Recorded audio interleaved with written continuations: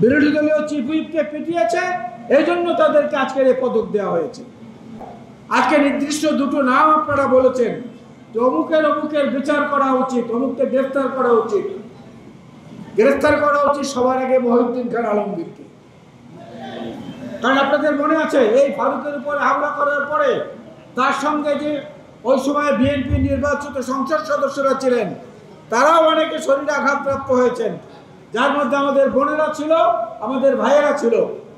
এর পরপর রাজারবাগ পুলিশ লাইনে পুলিশ সপ্তাহ উপলক্ষে পুলিশকে পদক প্রদান করা হয়েছিল। সেদিন এই দুইটি নামের লোককে, একজন মুসলিম, একজন সনাতন ধর্মাবলম্বী, এই দুই পুলিশ অফিসারকে সেদিন পদক দেওয়া হয়েছিল, বিশেষ পদক। সাংবাদিক বন্ধুরা জিজ্ঞেস করেছিলেন মখা আলমগীরকে, তাদেরকে পদক দিলেন কি কারণে? চিফ হুইপকে হামলা করেছে এই জন্যে? সেদিন মখা আলমগীর উত্তর দিয়েছিলেন, হ্যাঁ, বিরোধী দলীয় চিফ হুইপকে পিটিয়েছে, এই জন্য তাদেরকে আজকের এই পদক দেওয়া হয়েছে।